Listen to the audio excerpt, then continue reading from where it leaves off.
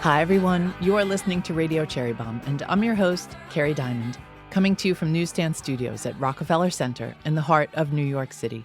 I'm the founder and editor of Cherry Bomb magazine. Before we talk about today's guest, I just want to say I am so grateful for our Cherry Bomb community and all the amazing individuals who make up the Bomb Squad. You're a kind, curious, smart, and supportive group of humans, and I am lucky to have you as listeners. If anything, the events of last week make me want to spotlight even more women and bring you their stories, their wisdom, their struggles, and their success. I am thinking of all of you, and I believe in my heart that good will prevail. Feel free to DM me on Instagram at KerryBomb at any time with questions, comments, or suggestions. I usually say this at the end of the show, but you are the bomb. I hope you all know that. Today's guest is definitely an inspiring woman. It's Bobbi Brown, the makeup artist and entrepreneur. If you're wondering why we have a makeup artist on this show, hang tight. Bobbi is a brilliant entrepreneur, and she's also the queen of the second act. Bobbi joins me in just a minute to talk about life after leaving her namesake beauty line, what it was like launching Jones Road Beauty, which just turned 4 years old and has been a giant hit, and how she got into the hotel business. Yes, Bobbi Brown is a hotelier. She's co-owner of The George in Montclair, New Jersey, and just launched a collab with Williams Sonoma Home. And of course, we talk about food. Bobbi is a big foodie and loves the intersection of delicious and healthy. When we worked together at Yahoo a few years ago, she was always sending me the names of culinary creatives and cookbooks that I needed to check out. Bobbi is a good friend and has been an inspiration to me for a long time now. Stay tuned for our chat. Today's episode is presented by Kerrygold. Have you noticed that butter is having a moment? I've seen handbags sculpted out of butter, little couches made from butter pats, tiny butter cherubs, even butter-colored nail polish and fashion. The world is butter obsessed. But you know who loves butter more than most? The folks at Kerrygold. They've been perfecting their craft for decades, using milk from Irish grass-fed cows to create their famously rich, creamy, golden butter. There's a reason Kerrygold is beloved by everyone from home cooks to the world's top culinary creatives. It's just better butter. Kerrygold salted pure Irish butter has a butterfat content of 80%, while the unsalted version has a butterfat content of 82%. And that beautiful yellow color? It's thanks to beta-carotene, found naturally in milk from grass-fed cows. Want to get in on the fun? Get yourself some Kerrygold and whip up some flavored compound butter, fill some fancy butter molds, or sculpt one of those gorgeous butter mounds for your next dinner party or get-together. Visit KerrygoldUSA.com to learn more, get recipes, and find a stockist near you. This episode is also presented by Zacapa Rum. There's so much to share with you about Zacapa. First off, its unique flavor profile. Smooth and complex with layers of sweet honeyed caramel, dark chocolate, and dried fruit. Lorena Vasquez has been Zacapa's master blender for the past 40 years. Lorena is an industry legend and a trailblazer, as she's one of the very few female master blenders in the world. Zacapa rum is handcrafted from the first press of sugarcane, grown in rich volcanic soil in southern Guatemala. Once distilled, the rum is brought up to a mountain high above sea level and aged using a slow process called Sistema Solera, which gives Zacapa rum its signature flavor and aromas. Another thing I love about Zacapa, their history of supporting artisan women in the region. The very first bottles of Zacapa from 1976, when the brand was founded, were covered by a woven material known as petate and made from dried woven palm leaves and inspired by the Mayans. Today, more than 700 women from 3 Guatemalan communities create the petate bands that adorn each bottle of Zacapa, providing a nod to the brand's Guatemalan heritage. Visit zacaparum.com to learn about the different Zacapa rums, including the Luxe Zacapa XO, and find classic and contemporary cocktail recipes. Listeners, Cherry Bomb's next Jubilee Conference is taking place in New York City on April 12th. Early bird tickets are on sale right now at cherrybomb.com. If you're an official Bomb Squad member, be sure to check your inbox for special member pricing. Jubilee is a conference we started in 2014 as a way to bring women together for networking, conversation, and community. It's a beautiful day filled with friends new and old, great talks and panels, and amazing things to eat and drink. This year's Jubilee will be our biggest and our best one yet. Again, visit cherrybomb.com for early bird tickets. Prices will go up January 1st. The link is in our show notes. Now, let's check in with today's guest. Bobbi Brown, welcome to Radio Cherry Bomb. I am so happy to be here, see you, and talk to you. It's not even funny. You spoke at one of our very first Jubilees. I think it might have been the second one. There was very little social media at the time. I think it was like Facebook and Instagram, maybe. Mm. And I have never seen more tweets about Uh, a talk in my life than the number of tweets you wow. got. And I think your talk was only like 10 minutes, and it might have been like, I don't know, recipe for an interesting life or ingredients for success, something like that. Mhm. But I just remember it being amazing. And then you introduced Ina Garten. So it Right. was back to back Oh, wait. major. It's all coming back to me because I saw her yesterday. You did? Just I did. casually? You bumped in the No, Ina? no. She was being interviewed on stage at the Montclair Film Festival by Stephen Colbert. So Missy Robbins and myself and Lynette and Pyle went backstage to say hello to her before. And I forgot that, oh, yeah, I knew her from back then. It was at the Montclair Film Festival. That's so much fun because, we just had Evie Colbert on the Right. show, and she's the co-founder of the film Hmm. festival. So Yeah, of course. It's my little town. I know that. I've also done Martha Stewart's very first cookbook. I did her makeup on the first, and I just heard that she now has 100 books. she just did her 100th book.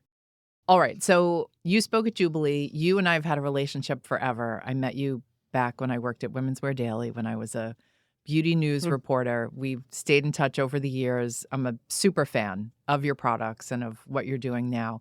But you are also a big foodie. And that's one of the reasons I am. I have you here today. We're going to talk about that. I want you to talk about entrepreneurship because you are a genius entrepreneur. You are the queen of the second act right now. 4 years now. You launched Jones Road, which is a beauty brand. Why did you decide to get back into the beauty business? I didn't know I was going to do that when I left the old brand, or sometimes I call it the old country. I had time in my life to reinvent myself. I didn't think about it. I don't think about things. I just kind of check things out. I mean, you and I were also worked together at Yahoo. Oh, I forgot about. Oh, Right? wait. You forgot? Yeah, hello. When you were the beauty editor of Of Harper's Harper. Bazaar, yeah. So we go deep and way Oh, back. I And we were- totally forgot Yahoo. Right. Sorry, everybody.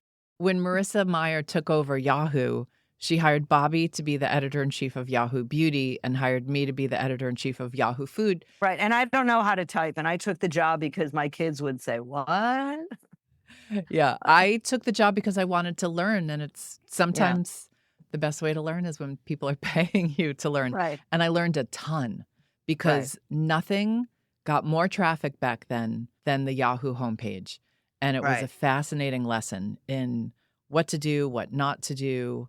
And I loved What it. not to do. A lot of what What to not to do. do. Yeah. Right, but, Yeah. I'm someone that doesn't believe in failures. I believe that sometimes things don't work the way you want them to, and that doesn't mean that you failed. It just means it's a message to do something else. I wouldn't say And I Yahoo was a failure. I would say it was No. a very interesting experiment. Yes, it was. But even like after I left the first brand, I didn't have, oh, I should do this. I want to do this. I just kind of saw what was happening and I just tried things. I filmed a masterclass. I opened a Just Bobby shop in Lord and Taylor, and then I ended up bringing it in digitally. I worked on a very interesting wellness brand called Evolution 18, which was all about beauty from the inside out, which was my ninth book, which I was promoting how food is really the secret to wellness, which leads you to beauty. It's interesting that you say I'm a foodie, and I am, but I'm also a health nut. There's not a lot of health nut foodies out there. I am one. It's been a big journey, and I just love eating food that tastes delicious and doesn't make you feel bad. We'll be right back with today's guest. Let's welcome a new sponsor. It is Meridian Printing, the family-owned printing company based in East Greenwich, Rhode Island. Meridian has printed Cherry Bomb magazine for the past several years, and it's always a pleasure working with the team at Meridian. They are meticulous and professional and care more than any other printer we've ever worked with. They are amazing partners. When I wanted to print 3 covers of our Icons issue, they said no problem. When I wanted to put a Molly Boz poster in every copy of our Molly issue, they said we got it. And they were amazing about helping us get the pink shade just right for our new Ina Garten issue. If you have an idea for a magazine or a zine, or maybe you want to do books on demand, you should talk to the team at Meridian Printing. Visit meridianprinting.com for more information. Some happy news from Cherry Bomb HQ. We just announced who's on the cover of our holiday issue, and it's Ina Garten, aka the Barefoot Contessa. We all love Ina. The issue is available for pre-order right now at cherrybomb.com.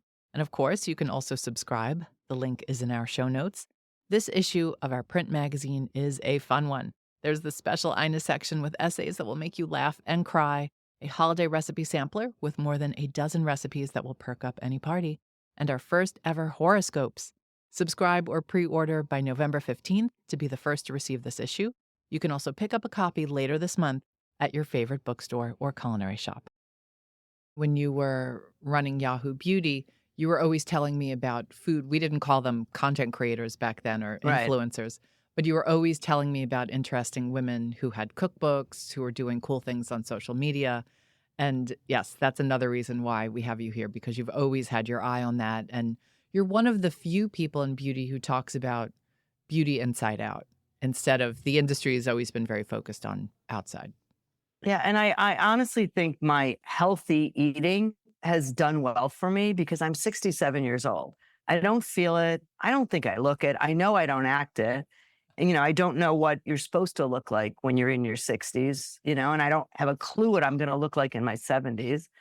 But, feeling good in your body is the secret of life. Being able to bend down and pick something up. And by the way, to like put your luggage on a shelf and not have to ask someone to help you. I always want to do those things. They're just basic things. Bobbi, what drives you? I think I've known you long enough to know that money doesn't drive you, although you have been enormously successful and made a lot of money. But I don't think you do all these things to make more money. Why do you do all these things? Well, it's funny. I never did anything to make money. When I was young and didn't know what I wanted to do, I remember my mother said, forget about what you think you should do. Forget about how you're going to make money. Pretend today's your birthday. You could do something you love. What is it? And that's when I said, I want to go to the Marshall Fields and play with makeup. And my parents, both of them, believed that if I did what I loved, then I would find a success somewhere.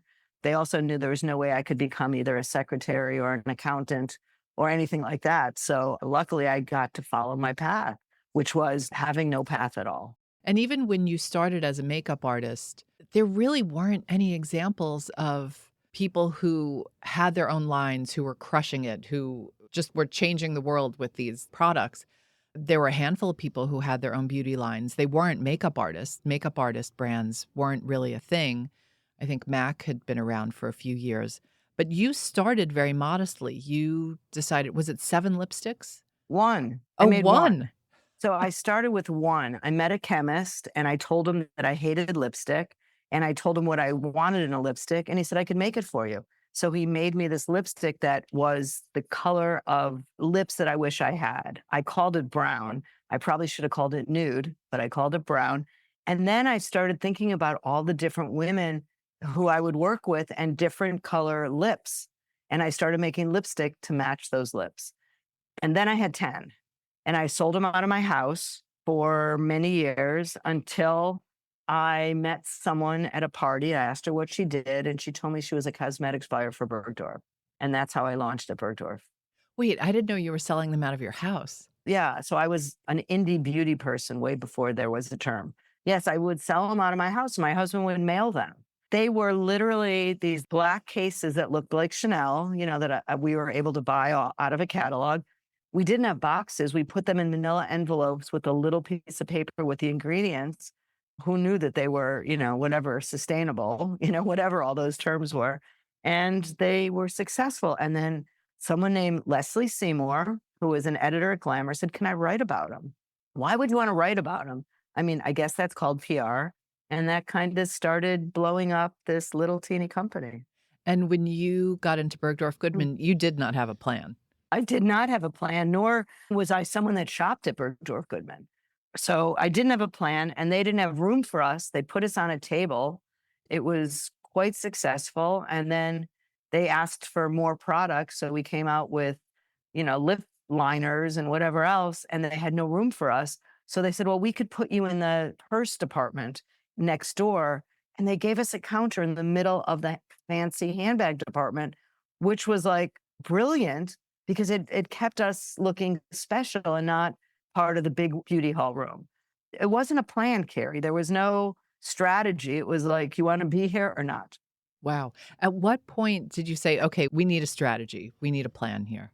I'm sure there were people that I worked with that had those words and said those things. I just kept thinking of new cool things to do and ways to share the information. I also was a makeup artist, so I did fashion shows. I worked with magazines. People like you would call me up and say, Bobby, what's the trend? And I would literally have to make it up. And I'd say, oh, the trend is natural makeup. And all of a sudden, you'd write about Bobbi Brown says the trend is natural makeup and people should wear nude lips. Well, people would run to the counters. After lots of hard work and lots of amazing products, the Estee Lauder Companies buys Bobbi Brown. Do you wish that you hadn't put your name on your company? No, I don't wish anything to be different. We sold the company after 4.5 years. My husband and I, we had two partners, and anyone that has partners know it's not always easy. And it was great for us to sell to a big corporation that wanted to, partner and help us. So when we first joined Estee Lauder, it was really magic. Leonard Lauder, as you know, is magic. And so after we sold the company, I stayed 22 years. I don't know any other founder that ever did that. And then I left without knowing what I was going to do, and 4.5 more years on a long non-compete. And as my husband reminds me, it was also, I had a buyout. I had a percentage of international sales. So I stayed and launched Jones Road the day my non-compete was up. You had a phenomenal run at Yeah. Estee Lauder. And the reason I ask that question is because we've got so many entrepreneurs out there who are starting their own products, always struggling, like, what am I going to name my brand? Probably see it more in fashion than in food, where people put their name on their company. But do you think today it's a good idea to name a company after yourself? Well, when we named it Bobbi Brown, I was already known. So other people have named their company after them, but no one knows who they are. So I think that's, maybe not the best idea, but I don't know. I mean, it made sense at the time. Someone suggested it and I thought it was totally bizarro, but I'm like, sure, okay, why not? It was weird Okay. the first time I looked at a lipstick case and saw my name. I'm like, that's weird. But now I see it and I don't have any emotion to it. When I first left the company, I had a lot of emotion. But after 4 years and the success of Jones Road, I'm like, that was then. This is now. So Jones Road, what does that name mean? It doesn't mean anything. In order for me to launch the day I wanted to launch, because it was very important to me to launch the day my non-compete was up, because it was the first day I had freedom in 25 years. So it was, it was 1 week before the last presidential election, in the middle of the pandemic and everything else that was going on. And everyone advised me against it. Every PR company, every friend, and I just did not listen. I found someone that agreed with me, Lynette, who's sitting right here, and we launched Jones Road. There is no Jones Road. No. Well, there is a Jones Road. My husband and I were driving to the Hamptons, and I was looking down at Waze. We were discussing how if I didn't have a name by Monday, I couldn't launch in time, the timeline. And I looked down and I saw Jones Road, and I said to my husband, Jones Road Beauty. He said, I like it. And it reminded me of a bespoke brand out of the UK. I'm an Anglophile. Also, I said, well, I can't use Brown, so I might as well use Jones. And the best news of all, it was available. There you go. Okay. Well, I spent all your time Googling brand names. You could just go on Waze. So I remember when you launched from your basement or something. Well, from my couch, really, from my couch in my office. And, You just turned on, what was it, Instagram Live or Zoom? well, we launched with a business story in the Wall Street Journal. The Today Show did like a 7-minute piece they had filmed, and also Elvis Duran. We turned on the Instagram, and then we put our head down because we didn't know what was going to happen, right? I mean, the world was at a very interesting place. And tell us what happened. What happened was people were like, oh my God, this is incredible. And, we didn't, as they say in our industry, seed the market because we couldn't. We couldn't do any promotion. We couldn't do anything. So we just followed whatever made sense at the time. There wasn't a strategy. We didn't wait Wait, to did you say give the there was not a strategy? not there was not a strategy. It was literally me and like 3 other people. Okay, well, let's just do the press. Everyone was working at home, so we couldn't even send things to offices. So we made a list, and I have this list called FOBs, which are friends of Bobby, and there's people on there, anyone from Gloria Steinem to Kris Jenner, like all these people. And so we started reaching out to them and said, "Can we send this to you?" And people said yes, and they started posting it. And that was a nice awareness. And it brought people to the website, to the Instagram. And then we just literally had to work. You have to constantly work. It's so interesting that there was no strategy. Do you think entrepreneurs overthink things? I think everyone overthinks everything. Yes, I do. In my head, I know what you're supposed to do. And I kind of connect all the dots and understand the cadence of when you do things and how it helps. And from an awareness point, I just know that innately or else all my years of experience. I don't write it on paper. And I know there's people that work for me now that have major, I mean, if my daughter in law and son were here, they'd be like, look at me like, are you kidding? Do you have any idea what goes into all of our strategy and all? And I know they do, and they have it, and they're brilliant, but it's just not the way my mind works. It sounds like you are very good at operating from the gut, trusting your gut.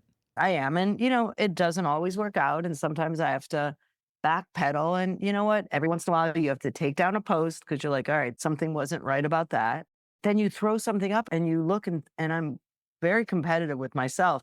How did that do? Oh, that did so well. I mean, I just posted a picture that I saw on the internet of Christy Turlington, where she looks, I mean, she is the most beautiful woman in the world, but she hasn't done anything to her face and has the most beautiful lines in her face. And it was so refreshing to see someone look like that. I can't tell you how many people forwarded it. I mean, it was incredible. We haven't touched on the fact that you are not a fan of fillers, plastic surgery, things like that. Filters. No, I'm not. I'm not, but I do color my hair.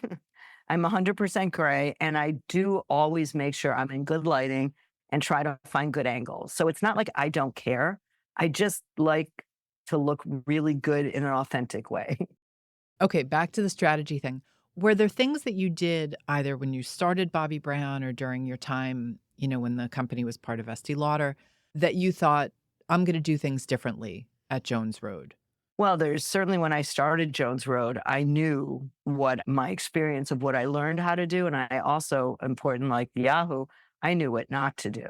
Mostly I knew what not to do. I knew I didn't want layers, and I knew I didn't want a lot of opinions on what we were doing. And I knew I needed to get the information and the product out fast. For example, we ran out of our Dusty Rose Miracle Balm, I think the first week or two, and we were completely out of stock. And I was like, oh my God, that's the end of this new company. What am I going to do? And it would have taken like 3 months to get the color back in. And then I got a call that there was, I don't know, 2 or 3,000 sitting in the warehouse, but they didn't have boxes. So my team said, well, we're going to order boxes. I said, no, you're not. You're going to go to King's.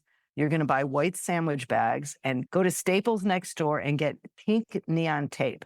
And we're going to put them in these white envelopes, and we're going to put the ingredients on a card, and we're going to send them out like that. And we sold them all in one day. That's amazing. I love that product. Tell us a few other things. You said you knew what you weren't going to do. You said you didn't want layers. You didn't want tons of opinions. Yes, I didn't want fancy packaging. I didn't want over packaged products. Because people just throw those things out. They do. And it's a waste of money. And I don't like the way they look. I mean, I've always been inspired by the food industry. From early days of Dina DeLuca, I used to walk around and buy all these cool things. And now your industry, and I think a lot of it because of you, Miss Kerry Diamond, has exploded in the cool, hip Brooklyn food scene. And I wanted the makeup packaging to kind of have that feel, loose, raw. I didn't want things over marketed. We hired a writer to help us with the copy in the beginning. She's never done copywriting. She was a writer for New Yorker, and just super smart girl. It was so fresh. So I didn't want the same copy, the same copywriters. I didn't want the same anything. I know this is an overused term, but you seem like a real out of the box thinker. I am. I am. I just like, okay. Yeah. And I just think I have a sense of wow, that's so interesting. Let's do that now. So you also really use social media to get the word out about this brand, and you turn the camera right on yourself. Were you comfortable doing that? I mean, I didn't think I was going to be the face of it. And as a matter of fact, my husband, who is one of my biggest supporters, said, "You've really got to find a young actress to be the face of the brand because I don't know if he said it this way, but you might not be relevant anymore." I'm sure he delivered it Yeah. in kinder words than that. No, probably not. But, he loves me and I know that. And he just, he wanted me to be successful. And it was a very young person's game. Things are changing, but it was. And I just was like, uh-huh. But I mean, who am I gonna bring in and hire that's gonna be authentic? Nobody. So it never happened. And we used a lot of faces of the brand or content creators. And you know what? I was performing. So yeah, I have to go in studio all the time and do things. And again, I put my makeup on, I get a blowout, I look for great light. And sometimes I look at the footage, I'm like, I look really good. And other times I look and I say, what is with that lighting? My neck looks terrible. And guys, you can't shoot a woman in her 60s when her head is down, dipping into the compact. Guys, I've got a young team and they like, Bobbi, you're crazy. I'm like, no, I'm not. No, I'm not. Okay, so you said something interesting I want to go back to. Beauty is a young person's game. What do you mean by that Mhm. then? I mean, if you are sitting there talking on social media or Mhm. on TV, when we launched, I mean, did we think that someone wants to see someone in their 60s with lines in their face? We didn't know. I mean, this brand is not just for people my own age, it's for all ages. Are you worried about ageism on social media? No, no, I'm not worried about ageism at all. You're At not. all. Oh, I'm not at all. Do you think it's a real thing? I'm sure for most people, but I think it's about your mindset and it's about what you think. So right now, my son, Cody, who started as our CMO and now he's basically acting CEO, he's kind of running half of the brand. We have a deal that he's not allowed to say to me, Mom, that's how they used to do it. That's not how they do it now. And I'm not allowed to say to him, you're not as experienced as I am. We have that deal. So just because I am a certain age and I've experienced things doesn't mean that my opinion of where we're going and what we're doing shouldn't be heard. That's how we have a lot of our weekly conversations about what's happening. Do you spend a lot of time on social media? Oh, yeah. It's addicting for me, as a visual person, as a curious person. But I had a business coach I worked with for a while. And I said to her, every time I sit down on the couch and my husband puts some show on or my kids do, I sit down and I look up at the TV and then I look down into my iPad and I just start scrolling. And she said, Bobbi, that's the way you're self soothing. And it's 100% true. It calms me down to be a visual person and look at things. And I just love Instagram. Yeah, me I'm not too. gonna lie. I don't wanna read things. I just wanna look at things.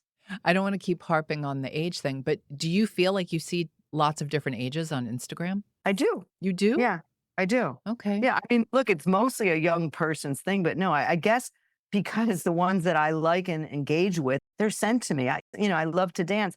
I get so many dancing videos served to me, especially people of a certain age, and I love them. I really believe this. It's not the way you look, it's the way you feel about the way you look. I agree with that. All right, let's jump to food beauty. When did you become interested in healthy eating? Well, I grew up in the 70s on diets. My mom and I were on every diet, the pineapple diet, the honey, oil, and vinegar diet, whatever the diet was. So I was either on or off a diet. I always struggled with my weight when I was younger. I'm 5 foot tall and like a pound or two looks like a lot. And then what do? I move to New York City and go right into the fashion pages and fashion shows. And I'm with these tall, skinny models. I'm a sponge. So I would eat what they would eat. Well, that didn't work. I couldn't eat the catering food. And I didn't want to be on and off a diet. And one day, kind of a light bulb went off. And I said, if I eat a bagel, I go into a coma. A chocolate chip cookie, forget it. Pasta at lunch, forget it. But if I eat protein and vegetables, I feel better. I have more energy, and a piece of fruit. So I started changing the way I ate. said, I'm not going to go be on a diet. And then I realized the healthier that you put food in your body, the better you feel. So I started not touching a processed food and eating real food. Farm fresh food wasn't a thing back then. That slowly evolved. And when I left the brand and had time on my hands, I went back to school and got my degree as a health coach from IIN. The amazing thing about IIN, and there's so many people that graduated from IIN who have food brands, healthy food brands now. So it's a really cool school and a great audience for you, I I'm don't even know sure. about IIN. What does it stand Ah, for? Institute of Integrative Nutrition. Simply Elizabeth and her granola, she graduated from there. Lily Kunin, who has, the wellness stores in New York, she graduated from there. So many women that loved food, so many people love food so much, but their bodies don't, or they have gluten allergies or something. It's taken me a while to be able to eat bread because I never ate bread. I used to think it made me puffy. Mhm. And I realized it was in my head. If I eat a little bit of bread, I'm fine. If I eat a loaf of bread, I'm going to feel awful. So I've worked on some of my eating habits so I don't feel bad when I eat. Do you cook, Bobby? I do cook. I've been known to be a very plain cook, but I'm channeling Missy Robbins. I've become friends with Missy and I buy her things. And literally, I made some soup last week and I was like, this is really tasteless. I opened up a jar of her eggplant, it was in olive oil and all this amazing flavor. And I just mixed it in. I served it to my husband. He said, wow, you really brought the flavor game up. I'm working on my flavor game. Who normally cooks? My husband loves to go out. He's a very social person. I love to stay home. So unfortunately, we order in a bunch when we're not going out. And I really don't love ordering in, especially in New Jersey. We're not in Brooklyn. But my kids are major, major foodies, all three of the boys, particularly my oldest Dylan and my youngest Duke. If you go on my Instagram, one of the highlights is Duke's food. He does the most incredible cooking, and they're all foodies. My daughter-in-law, Pyle, is an incredible chef. We eat a lot together, whether it's restaurants or at home. Are you a farmer's market fan? I am absolutely a farmer's market fan. I get a delivery in the summer in the Hamptons, which, a friend of mine has this incredible farm, Stone Throws Farm in the Hamptons. It's so good, but there's a few things in there I have no idea what to do with. So Duke figures out and he cooks them. But first of all, I can't believe you could still buy good tomatoes because the weather's so good. The season's really long in New York for tomatoes. People don't Yeah. realize that. I just saw them in my farmer's market yesterday. Is there a good Montclair farmer's market? Oh, there's a great Montclair farmers market, and it has doubled in size. It's on Saturdays and, all the cool organic fish and meat. And I just bought these gluten-free waffles that literally are the best thing I ever tasted. I put peanut butter on top of them and I run out the door because I just don't spend the time making breakfast for myself. I'm Okay. always in a rush. Let's talk about another project of yours, the George Hotel. You own a Yeah. hotel in Montclair. How funny is that? If anyone would have said to me, Bobby, one day you're going to own a hotel, I'd be like, yeah, right. Is the right word hotelier? How did you become a Yes, a hotelier? hotelier. Well, after I left the company, when I called Steven and said, I'm done, Stephen, your hubby. Mhm. my husband, and he said, I'll be right there. And he came in and we went out for lunch. He said to me, I just bought this building. He's a developer. He said, I just bought this building. I'm not sure what to do with it if I'm going to make it residential, but what do you think of creating a hotel? And I just kind of looked at him. I'm like, huh? And I said, okay. We renovated this building. His team renovated the building. My team, I had like 3 or 4 people on the team. We went and did everything from the paint colors to the partnerships to the experience, training the staff how to fluff a pillow. And it's been an incredible experience. And it's been very successful and really fun. Every day I go there, I say hi to someone, and there's just such interesting people. I mean, we've had Steven Spielberg stay there. We've had Diane Keaton has been there, Emma Roberts, whenever people are filming. And it's just been a great experience. How many rooms? There are 31 rooms. There's a gym, and all the rooms have names. There's a theme. The gym room is definitely called JIM. And there's, photos of famous people. There's a lot of Georges in the lobby and Yeah, on why the our, name George Hotel? because it used to be called the Georgian Inn. We don't have room service. We serve a really beautiful, curated, local, European style breakfast every day for the guests. Are you avoiding the And word continental? oh yeah. Yeah, Okay. no, it's when you go to like Denmark or Sweden or anywhere and you just see this incredible hotel buffet. It's very curated and we have Simply Elizabeth, we have her granola, there's a bakery in Montclair called My French Dad's. We've got the local hip bagel shop. So we make sure that it's as local and sustainable as possible. You are doing a fun thing very soon. You've got a Williams Sonoma collection tied to the Yes. George. What's that all Yes. about? Well, Thanksgiving a couple years ago, I go for my walks in Montclair because it's really beautiful. And I stop in and I eat breakfast. There's hard boiled eggs. My breakfast is 2 hard boiled eggs with salt and pepper. The end of My French Dad's, because I like the end, some real butter and some blueberries. That's Wait, is my that a like, loaf of bread? My yes. French My Dad? yeah, Okay. yeah. His bakery is called My French Dad, and he makes this amazing baguette, and I like the ends. So that's my breakfast. And I always say hi to people, and people sometimes, look at me, is that her? And I went up to this one interesting woman and introduced myself. She had this British accent, and she said, "Oh, I'm such a big fan." And I said, "What do you do?" She said, "I'm the CMO of Williams Sonoma." She said, "I've stayed here 4 or 5 times." And maybe a year later, she reached out and said, "What if we do this collab?" We are launching this collab, Williams Sonoma and the George, which is inspired by the design of the George, which is very UK centric and things that you would want to buy for your home. Oh, that's fun. Well, anyone who's worked with Williams Sonoma knows that you're talking about Jean Armstrong, the Yes. one and only. What are a few of the highlights in the collection? Well, I'm so excited about the leather, either the frames, the trays, the garbage can, the cool little round box, which I will put toilet paper in with a little dog on the top of it. There's some games because it's holiday. There's an ice bucket, a chess game. There's some cool pillows. It sounds like you had fun working on this. It's a little It was different so, from your day yeah, to day. it was so fun. And, I'm not an interior decorator by trade, but I am the chief creative officer of Jones Road, and we've got 6, soon to be 7 stores. We don't have a team that does merchandising, so we do it. And I guess because I've done makeup on so many shoots and there's always like stylists there, I've kind of learned a lot.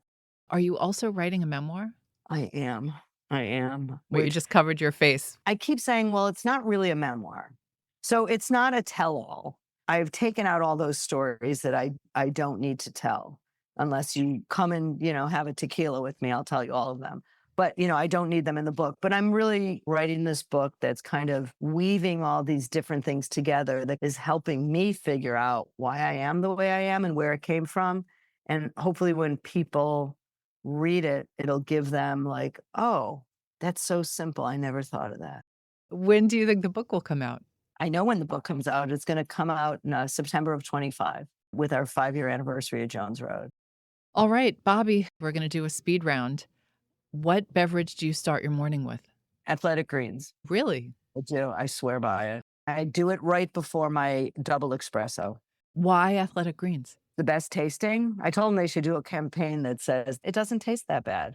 It doesn't taste bad. And I've been putting a touch of blood orange juice in it, and it really tastes delicious.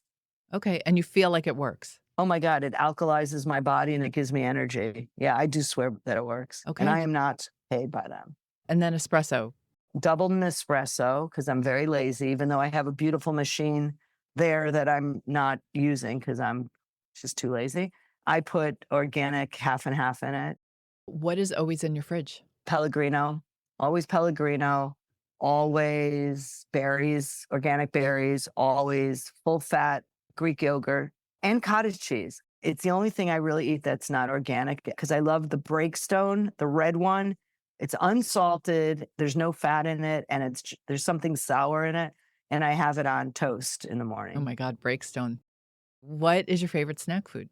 Either peanuts or I'm obsessed with this one protein powder. All of my years, I finally found one that actually tastes delicious, and it's got coconut milk in it. So all you do is put water in it. I drank it. I got my 25 grams of protein, and it's delicious.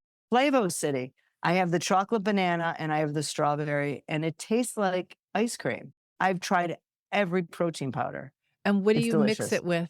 Water. Okay, you and I have very different ideas of what constitutes a snack. Yeah, but I'm also a little bit, I guess I'm lazy, and I make it in my Vitamix and put all the other stuff in it, then I've got to clean it out. So I'm like, no, I'll just mix it up and I'll just get it to do its job. You've I never steered me Yeah, wrong before, Bobbi Brown, yeah, so yeah, Flavo yeah, City. Okay. What was your favorite food as a kid? candy. Candy. I wasn't allowed candy in the house. So I would, every time I had money, I would go to the store and buy whatever candy I had money for and eat it before I got home. Yeah. It was not a good way to raise a daughter. No candy at home, no sweets. Mm. What are you streaming right now?